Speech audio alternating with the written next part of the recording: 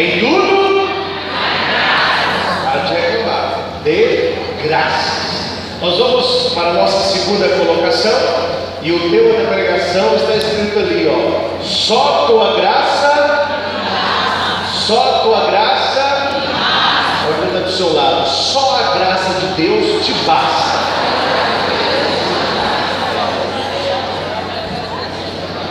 Gente, olha para cá.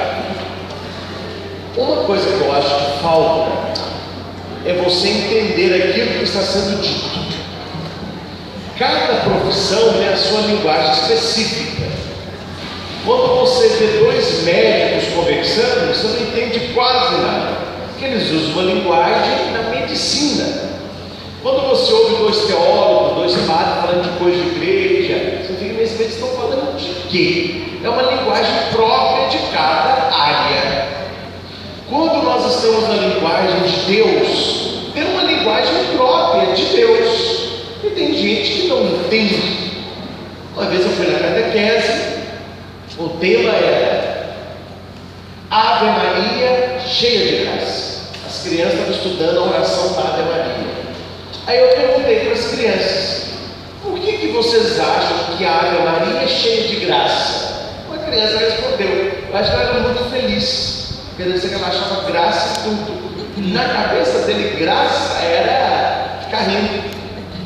Não, meu filho, graça é a presença de Deus em nós. O que é graça? A presença de Deus em nós. Só tua graça me basta. Só tua presença me basta. Mas não uma presença lá em cima, não é uma presença no outro, é uma presença em mim. Isso é a graça de Deus. Então você que está com a Bíblia, nós vamos utilizá-la. Você que está anotando, com a presença, com a bênção, com a graça de Deus. Pergunta para quem está do seu lado assim: você é vitorioso em tudo que você faz? Tudo para você dá certo? Você nunca enfrentou problema nenhum? A resposta é clara. O fracasso. Sabe só duas, né? Espere. Gente, não é resposta. Tem gente que acha que a resposta é só sim. O pai vai para lugar. Não é resposta. Ai, pai, eu rezei. E Deus não me ouviu. O que aconteceu? Vovó morreu. Deus ouviu. Pode ser que o sofrimento dela, a doença dela, a enfermidade dela não seria útil para a vida dela, e nem tem como ela se recuperar pela idade que ela tinha. Deus ouviu a sua oração, aliviando o sofrimento, levando para... Não, a gente quer que Deus sempre responda. O espere ninguém gosta também não. Tem que ser quando você reza. A resposta de Deus pode vir no sim, pode vir não, e pode vir fazer um congresso teológico. Teologia de Deus, né? Aí, para começar a palestra, alguém perguntou assim: quem é Deus? É o bispo, culto, né? Querendo mostrar a sua cultura para as pessoas, respondeu assim: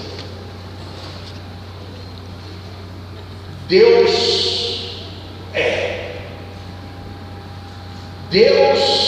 é a essência pura da existência metafísica. Deus é a catábasis teológica que se encontra na nábasis da vida e cortes.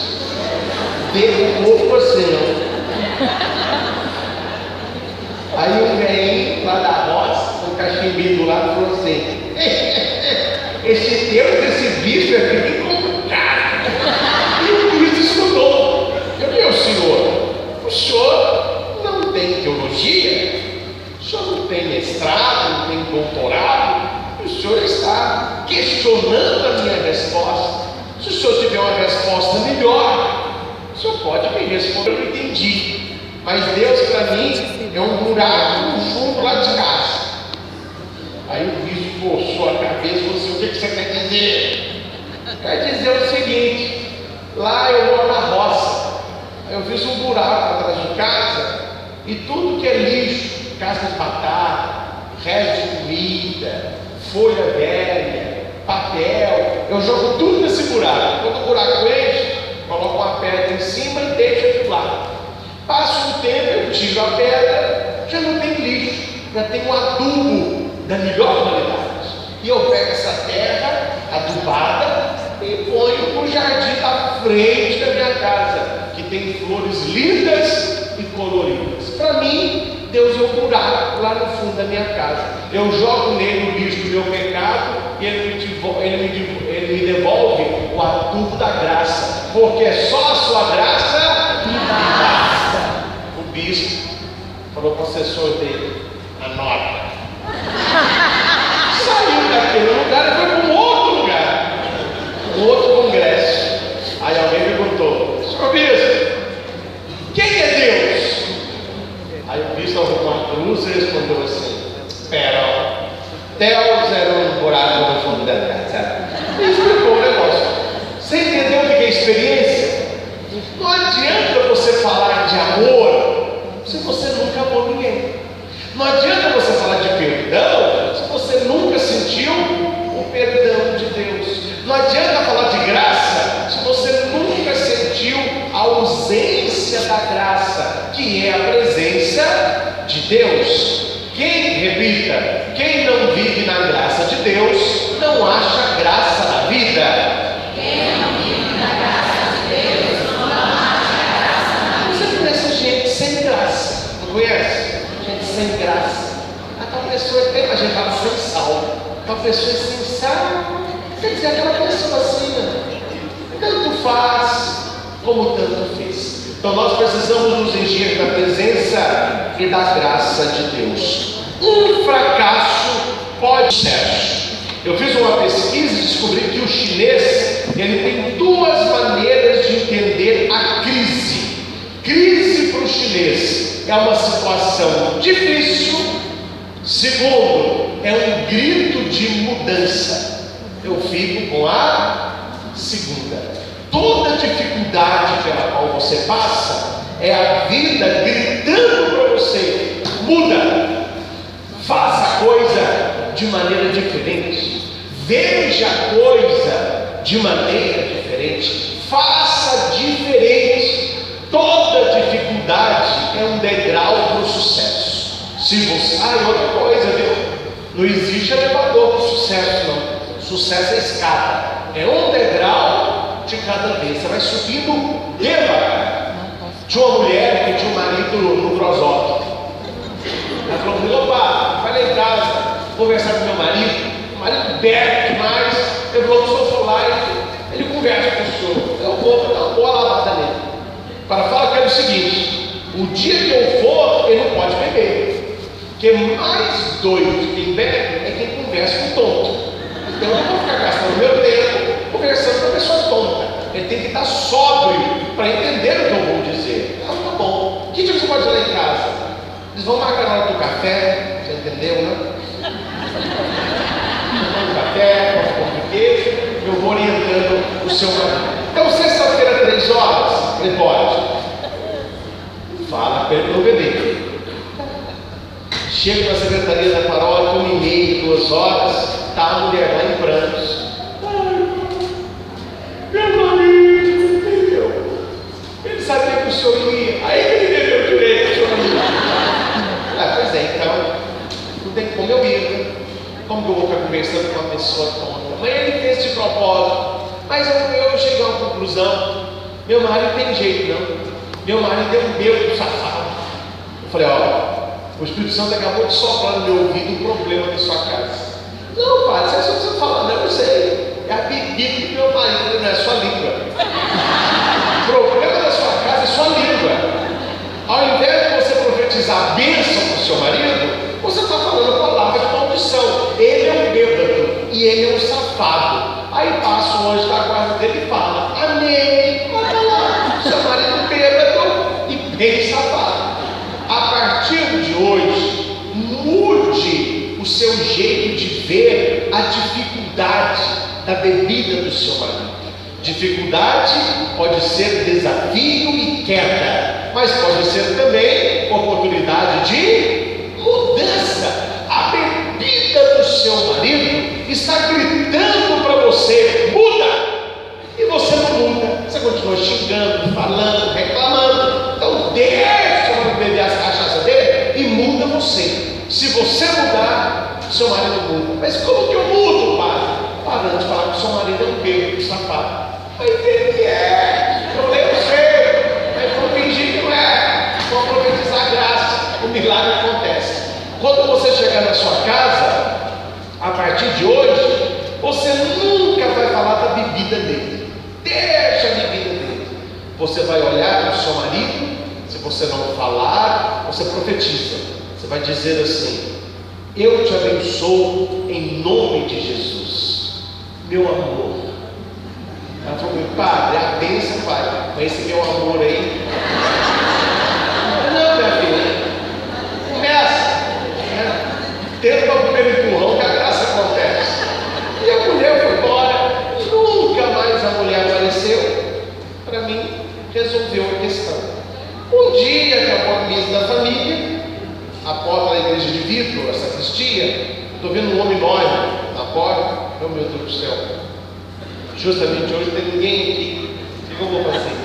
Depois da missa cansado, queria confessar, aí pôs a cabeça e falou assim: queria falar com o senhor um minutinho só. Ô cavaleiro, pode entrar, vou fazer um papo. O que é? Qual é o seu nome? Não, o meu nome o senhor não vai saber, o seu geral, o senhor sabe quem é, não. Eu sou o marido safado. Eu falei: meu Deus. Aí eu olhei uma porta para correr, mas ele estava naquela porta. E o cara da igreja. Eu falei: meu Deus do céu. Você está bom? Você está bom? Eu falei: tô. Eu vim contar para o senhor uma coisa. O dia que a minha mulher marcou o café do senhor, eu bebi de pirraça, né? Eu não aguento esse blá blá blá de papo na minha cabeça. Eu sei que o senhor ia falar: para de beber, seja criança dessa mulher. Sempre tudo eu sabia. Mas eu era uma pessoa muito triste. Eu tive uma história muito triste. Quando eu nasci, minha mãe não me quis, me deu para uma tia criar. A tia jogava na minha casa toda hora que eu comia e bebia demais. Eu cresci com vazio interior. Depois fugi da casa dela. Naquela época tinha essas FEBEM da vida. Morei vários meses nessas casas de jovem. Comecei a trabalhar, conheci minha mulher, casei com a minha mulher. E eu tinha muita raiva do meu passado, porque era uma vida muito difícil. O meu sonho era receber uma coisa que eu nunca recebi. Eu vi as outras crianças tomando bênção, a mãe e o pai. Bença, pai, Deus abençoe. Bença, mãe, Deus abençoe. Ninguém nunca me abençoou. Minha mãe me lavou. Minha tia judiava de mim. Lá onde eu morei na creche, eles batiam na gente. Eu nunca fui abençoado. Ah, mas eu afundava minhas lágrimas, a minha mágoa era na cachaça mesmo. Um dia minha mulher abriu a porta, e eu já estava tonto, porque eu só ia lá em casa. Eu falei para ela: pode começar, manda lá, o que é que você vai reclamar no meu ouvido? Eu disse: não vou reclamar não, vou falar uma coisa só para você. Eu te abençoo em nome de Jesus. Foi a primeira vez. Me dá água quando bebo água. Obrigado. Eu tenho que pregar até ficar velhinho, né? Não fica muito. Eu te abençoo em nome de Jesus. Naquele momento a minha mulher me deu muito mais do que o amor dela. Ela me abençoou. Ninguém nunca tinha me abençoado. Eu vim contar para o senhor que já tem uns 3 meses isso. E naquele dia foi o último dia que eu bebi. Eu não bebo mais não. Hoje a mulher dele é ministra da palavra, ele é ministro da Eucaristia e os filhos são acólitos lá no santuário de Nossa Senhora Aparecida. Deus reconstruiu a família dele inteira. A partir de quem? A partir de quem? Da língua da mulher. Quando a mulher parou de falar bêbado e safado, e ela começou a profetizar bênção, o marido, repita alto: há poder nas nossas palavras. A graça e a desgraça. Começa que é viver sob a graça de Deus é sempre primeiro e segundo. Vamos aprender? Primeiro. Olha o dedo. Primeiro. Segundo. Primeiro. Segundo. Lá na sua casa. Primeiro. Segundo. Você aprendeu? Tem bobo, não é? Mas bobo primeiro. Mais bobo você faz na sua casa. Na sua casa você faz primeiro e segundo. Você para com raiva e depois você pensa: não devia ter falado. Não devia ter contado isso. É porque você tem primeiro e segundo. Não. O primeiro é a mente. O segundo é a boca. Primeiro você pensa. Primeiro você reflete. Primeiro você pesa a palavra. Depois você diz. A graça de Deus, ela opera na vida de quem é humilde. Repita. A graça de Deus opera na vida de quem é humilde. Por isso que Deus é um buraco no fundo da minha casa. Porque aquela terra que eu tiro do buraco se chama como? Quem mexe com a planta? Como que chama um adubo de alta qualidade? Humus. Chega na floricultura e pergunta: você tem humus? É um pacotinho pequeno e caro, porque é uma terra rica. Humildade significa terra boa, terra que frutifica. Deus, quando vê um coração humilde, Ele joga a palavra, Ele joga a promessa, Ele joga bênção, porque vai frutificar. Você entendeu que quem não acha graça na vida não vive na graça de Deus, porque Deus não faz pacto com gente mole. Desculpa a franqueza, hein, gente? Mas eu falo mais rasgado. Deus não compactua com gente preguiçosa, gente mole, gente que reclama. Essa pessoa vive a vida toda na mediocridade. Mediocridade é na média. Mas para que tirar 10? Eu consigo passar com 6. Você é pessoa medíocre. Deus, Ele quer pessoa que vibra, pessoa de raça. Quer um exemplo? Quer um exemplo do que a graça de Deus pode fazer? Saulo. O que Saulo era? Um assassino, perseguidor. Matava homem, matava mulher, matava criança, matava neném. Deus olhou para Saulo e falou assim: esse cara é dos meus. Esse cara é dos meus. Quando ele começa algo, ele termina.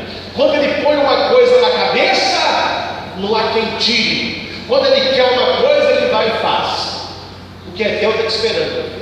Um dia Saulo de cavalo para Damasco, viu a luz, fica cego, cai do cavalo. Quem é? Quem é? Sou Jesus, a quem persegue. Entra na cidade, vai na rua direita, vou mandar um homem lá. Aí Deus aparece para Ananias. Ananias, impõe as mãos na cabeça de Saulo para cair todo dentro de uma escama. Eu vou mostrar para ele tanto que ele deverá sofrer pelo meu. Por que Deus pegou Saulo, que era uma porcaria, não pegou tanto santo que já tinha na época?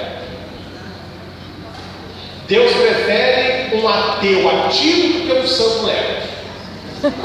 Deus foi em Saulo porque Saulo fazia bem, só que ele fazia bem com mal, e Deus sabe que ele poderia fazer bem ou bem. Tinha um monge andando de madrugada com os discípulos dele. Aí o monge andando, rezando o terço, e os discípulos, todo mundo com sono. Aí o monge passou na porta do bar, aí tinha um cara lá aceso, tomando uma cervejinha, animado. Aí um dos monges criticou, falou assim: ah lá, abade, aquele cara passa a noite toda no bar, ele é um safado. Aí o monge disse: daria um bom monge, viu? Aí a pessoa: não estou entendendo, ele passa a noite toda bebendo. Não, pois é, só mudar o coração, ele vai passar a noite toda rezando. Porque vocês não vão pagar porque ela passar a noite rezando, você tudo fica cochilando, ele está acesão lá. Você entendeu como funciona os olhos de Deus? Deus não vê como a gente vê, Deus não julga como a gente julga. Onde a gente vê pecado, o que Deus vê? Potencialidade. Eu vou te tirar do seu pecado, mas eu quero a a sua perseverança, eu quero a sua determinação, eu quero o seu otimismo, porque sem a minha graça, você já faz tanta coisa bem, com a minha graça, você verá que ela é o que te faltava. E na verdade, você vai chegar um dia à conclusão de que só a minha graça te basta. Você entendeu a frase: onde abundou o pecado, superabundou a graça? Deus não faz aliança com gente mole. Deus não faz aliança com gente preguiçosa. Deus gosta de gente carregar essa manga e vai trabalhar, acorda cedo, faz curso, tem sonho, toca carro, casa com a mulher e tem menino. A nossa vida é assim. Viver é uma grande aventura, e nós fazemos o que é para nós fazermos, mas nós sempre contamos com a graça de Deus. E repito, quem não vive na graça de Deus não acha graça na vida. Vocês não vão rir não, porque é verdade. Eu não gosto muito de pescar não, mas eu ia com meu avô. E tem gente que cria oportunidade na dificuldade, e tem gente que vê dificuldade na oportunidade. Não é o motivo que eu vim aqui. Esse é o projeto Luz e Vida, que eu tinha evangelização. Eu tenho outro projeto que se chama Projeto Motivar. São palestras motivacionais para empresários, empresas, CIPAT, CDL, shopping. Então reúne todos os trabalhadores, os proprietários, empresários. Eu falo sobre sonhos, sobre motivação. Foi um jeito que eu inventei de chegar nessas pessoas onde a igreja talvez não chegasse. E quando eu falo para eles de sonho, de projeto, eu falo que tem dois tipos de pessoas na igreja. Tem os dois. Tem gente que vê oportunidade na dificuldade. Tem gente que vê dificuldade na oportunidade. Tem gente que eu mostro isso aqui e pergunto: o que você está vendo aqui? O otimista fala: aí é um copo meio cheio. O pessimista fala: aí é um copo meio vazio. Não mudou o copo, não mudou a água, mudou o quê? A visão. Visão otimista, ela vê coisas, oportunidades. Pessoas negativas, ela enxerga dificuldades. Estava um dia pescando, aí tocou na minha perna assim, ó, passando uma cobra. E a cobra está com um sapo na boca. Eu não sei se você sabe, sapo é uma excelente isca para atrair, né? Aí eu falei: opa. Aí eu pisei no rabo da cobra. A cobra fez assim: ai! Outra vez: ai, eu peguei o sapo. É isso. O que essa serpente encontrou? Oportunidade na dificuldade. Ela perdeu o almoço, que era o sábado, mas ela teve uma outra visão de vida. Você entendeu que a graça de Deus, ela pode não mudar imediatamente a sua vida, mas ela muda o seu jeito de enxergar a vida. Você vai voltar para sua casa hoje no final do encontro, talvez seu marido é o mesmo, seu filho é o mesmo, as dificuldades são as mesmas. Isso não me interessa. O que eu quero que mude a sua visão. Quando você muda a sua visão, você verá que toda dificuldade é um grito de mudança. E quando você não muda, você sofre. A gente não gosta de mudar. Está o bandido que está. A mudança nos torna mais felizes. Não vou ler, vou só citar Lucas 5:11. Pedro pescou a noite toda e não pegou nada. Já estava lavando as redes, puxando o barquinho para areia. Não sei se você sabe, Pedro hoje é como se fosse um empresário. Ele tinha vários barcos que trabalhavam para ele. Então ele puxando os barcos. Aí Jesus chegou: cadê os peixes? Tem nada. Pescamos a noite toda, mas não pescamos nada. Aí Jesus: lança as redes para águas mais profundas. Pedro respondeu: em atenção à tua palavra, lançarei as redes. Eles vão para a água profunda, lançam as redes e acontece a pesca milagrosa. Preste atenção nessa colocação. Pedro era um pescador de final de semana? Não.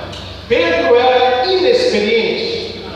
Aquela era a primeira pesca de Pedro? Não.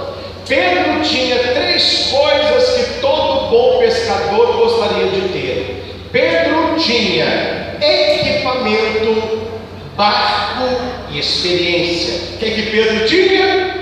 Equipamento, barco e experiência. Pescou a noite toda. O que ele pegou? Então olha para cá. Você está entendendo a pregação direitinho. Tem hora que não basta você ter equipamento, você ter barco e você ter experiência. Se você não tem, graça. Pedro era experiente no que fazia.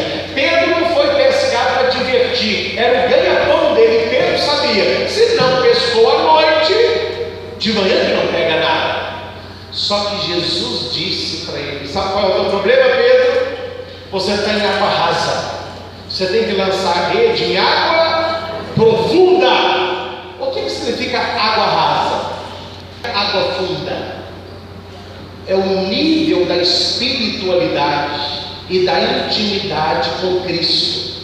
Quem não vive na graça tem uma fé superficial, uma fé rasa. Quando você se aprofunda na graça, você tem uma fé de águas profundas. Tudo depende da sua visão. Se você lança a rede em água rasa, às vezes você sabe que a água rasa não tem peixe. Os peixes maiores estão em águas profundas. Primeira lição que Deus nos dá para experimentar a graça: para de ser um cristão raso, para de ser uma pessoa superficial. Olha para cá, você pode torcer o nariz, mas eu vou dizer: se você não for terminar uma coisa, tenha vergonha dessa sua cara e não comece. Se você começou, termine. Credo, Padre. Foi Jesus que disse. Quando você começar a fazer uma torre, veja se você tem pedra para terminar a torre. Porque se você não terminar a torre, as pessoas vão olhar para você e vão dizer: começando quando terminar. Está na Bíblia isso. Gente, olha a quantidade de coisa que a gente começa e não termina. Começa um relacionamento bem, não leva a cabo, o negócio acaba, você sabe por quê? Começa um curso, já está difícil, já larga o curso, quer tirar uma carteira, levou o pau 2 vezes, já desanimou. Na verdade não quer, na verdade você não quer. Quem quer, não desiste. Quem quer, persiste. Quem quer, não desiste. Quem quer, você quer. Então persista, meu irmão. Se você desistir, significa que você não age. Obrigado. Vou te levar lá para mim, se eu ficar cuidando mais. Quem quer, persiste. Gente, você acha que a minha vida seria do jeito que é se eu fosse um molengão? Você acha que tudo para mim veio de mão beijada?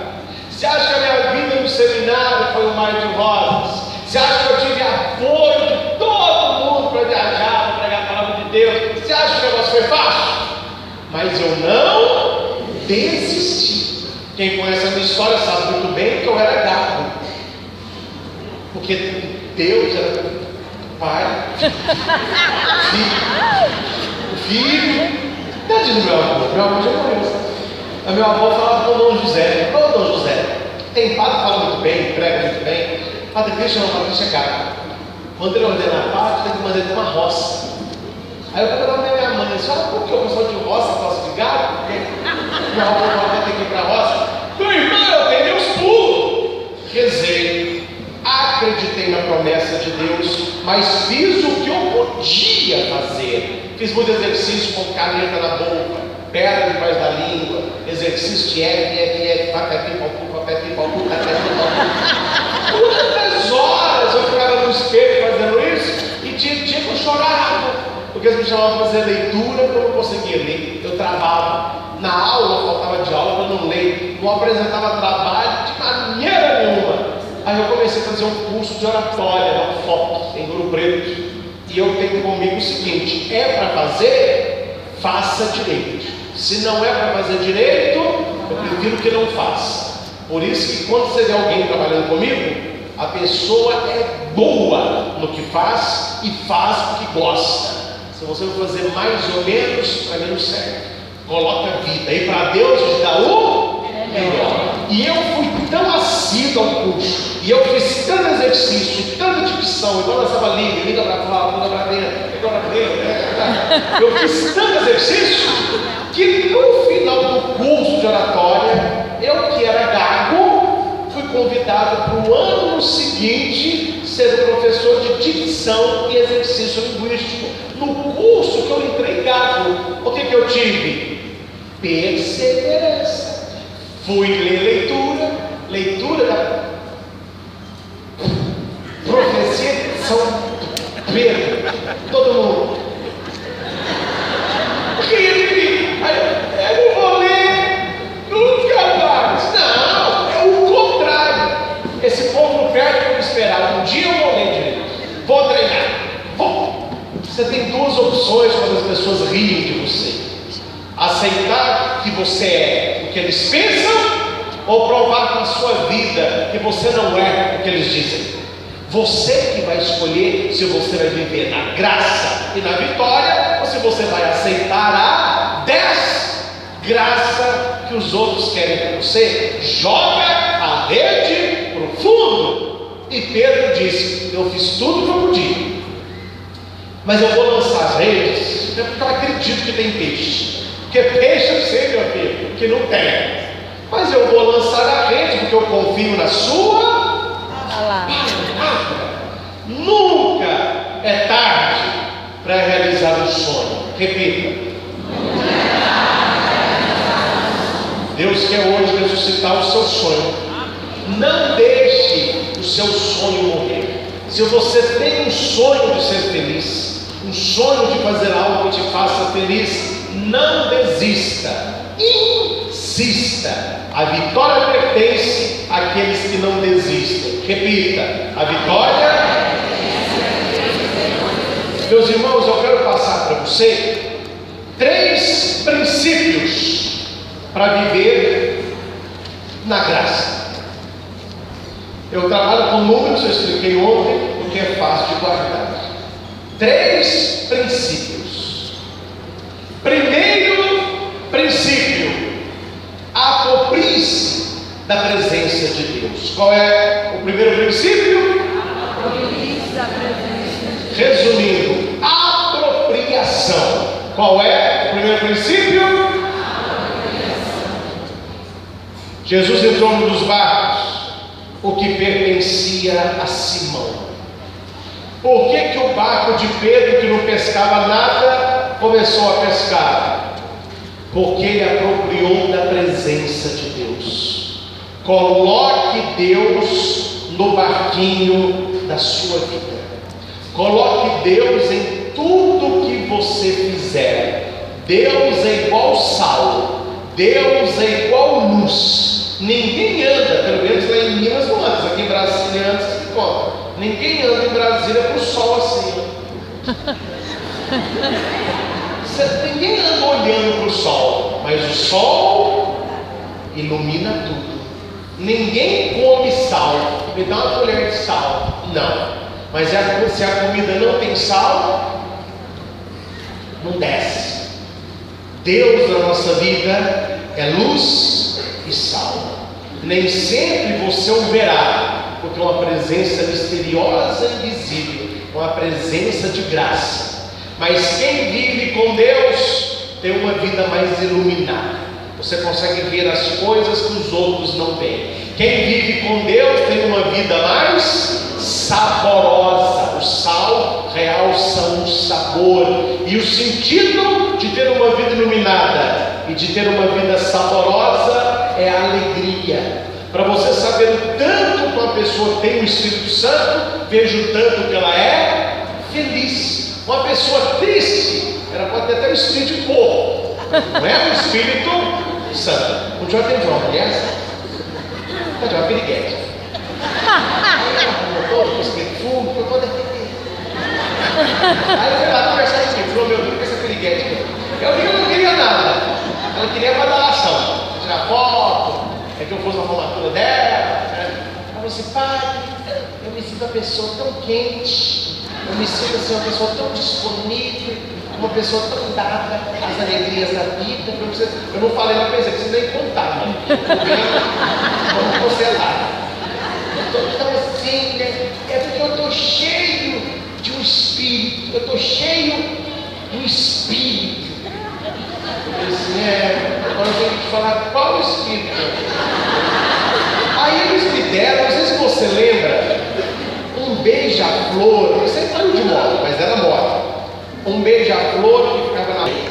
Agora uma pomba. Aí eu pus o beija-flor no rabinho dele, tá rodando assim. Aqui, ó.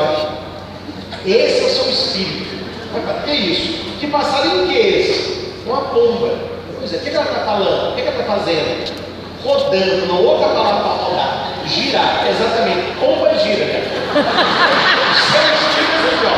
O espírito da pomba gira. Eu vou fazer uma descarga. Você tem um espírito santo. Do jeito que você está vivendo, está igual o diabo gosta. Tipo uma pessoa cheia de graça. Uma pessoa cheia de quê? Do Espírito Santo. O Espírito Santo não é nada mais do que Deus em nós. Sabe o que falta na vida de muita gente para ser mais feliz? A letra D no início e essa no final. Fala aí. Como é que é o seu lado? Coloque a D no início e essa no final.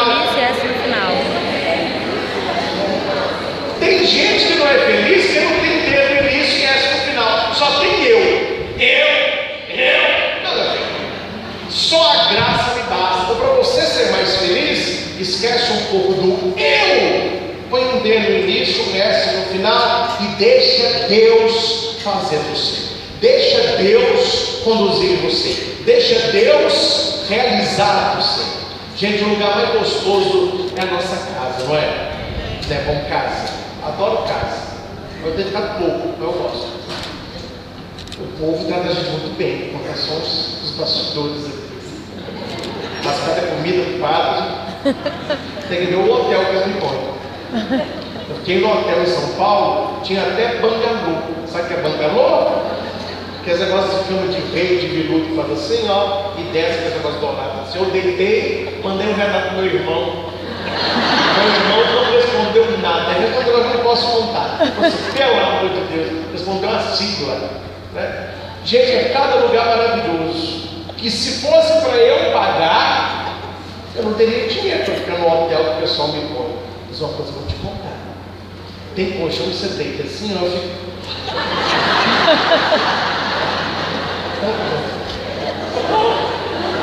Eu tenho um travesseiro. O hotel eles me dão 4, 5. Acho que você é tipo um pato na cor. Quando eu vou no lugar, eu me arrumo sempre olhando no branco. Gente, mas uma coisa eu conto pra você. Olha pra cá. O meu colchão não é tão macio. E eu não tenho 4 travesseiros, tenho um. E eu vou te contar que o hotel é bom, mas eu não troco pela minha cama e pelo meu travesseiro. Não há nada melhor que a casa da gente. Quem não encontra graça dentro de casa, não vai ao hotel. Passear é muito bom, viajar é muito bom, conhecer o mundo é muito bom, mas voltar para casa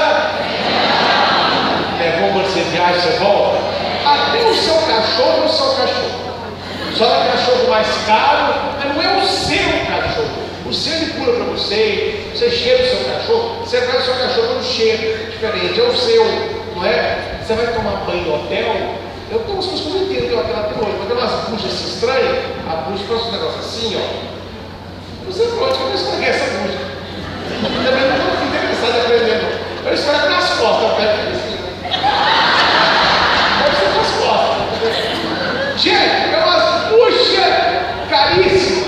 Mas tem coisa melhor do que a sua bucha? A Bíblia do capininho está lá no seu. Não é verdade? O que eu estou tentando passar de uma maneira alegre, mas de uma maneira profunda? A alegria está nas pequenas coisas. A alegria da vida está na simplicidade de ser você na sua casa, seja uma mansão, seja um barraquinho. O que se torna feliz não é a parede que te cerca, é a graça que enche a tua casa. Sua casa precisa ser um lugar da graça. Primeiro princípio: sentir a presença de Cristo. Segundo princípio: ô Jesus, eu não pesquei nada a noite toda, mas o Senhor é milagroso, o Senhor é poderoso, o Senhor, isso aí é café com leite. Faz um milagre para mim. Faz um peixe vir perto do barco assim e pular dentro do barco. Meu filho, você não quer milagre, você quer o quê? Facilidade. Milagre exige sacrifício. E sacrifício é difícil, senão chamava sacrifácio. Se chama sacrifício, porque é difícil. Pedro, você quer pescar? Quero. Lança a rede, cara. Lança a rede. Eu estou aqui. Primeiro princípio: tomar consciência da presença. Segundo, arregaçar a manga, neném. Trabalhar, correr atrás, lançar a rede, largar a preguiça e fazer o que você pode fazer. Ô Jesus, na frente de gente assim: Jesus, eu vou lançar a rede. Vai pescar ou não vai? Jesus responderia: não é da sua conta. Não vos cabe saber. Isso cabe ao Pai. Lança a rede. Você vai pescar ou não vai, não é problema seu. O seu problema isso é princípio de comunidade. Qual que é o princípio de quem vive em comunidade? Não ter vergonha de lançar rede. Não ter medo de lançar rede. Não tem medo de propor Cristo. Eu vou pescar ou não for? Não é da sua conta. A sua conta é lançar rede na água mais profunda. Faça o lançamento da rede e eu coloco os peixes. A rede é sua, os peixes são meus. Pode deixar que o milagre eu faço, mas coopere com o plano de Deus. Olha para cá. Eu acredito que Deus me protege, mas eu tranco o meu carro e ligo a lata. Amém? Amém? Isso é princípio. Deus faz, mas você precisa colaborar com Deus. Você precisa fazer a sua parte. Pedro fez a parte dele. Lançou a rede. Primeiro princípio de viver na graça: tomar consciência da presença. Segundo princípio: cooperar com a própria graça. Terceiro princípio: esperar Deus agir. Qual é o terceiro princípio? Você tomou consciência da presença. Você está fazendo tudo certo. Olha para cá. Você está fazendo tudo certo. O que começa errado não termina certo, viu? O que começa de qualquer jeito vai terminar de qualquer jeito. Coloca Deus no início para você ser feliz no final. E não é fácil, é sacrifício. Estava um dia desse conversando com uma menina assim, mais entusiasmada, e tinha aqueles caras fazendo aqueles exercícios na argola, né? Você já viu? Olimpíadas. Um pé para cima, faz o Cristo. Aí entrou um cara, um cara enorme, barriga de tanquinho. Aí ela,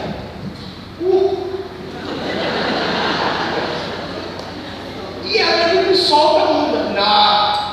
Tem gente que nasce com uma célula especial. Aquilo ali é higiênico, minha filha.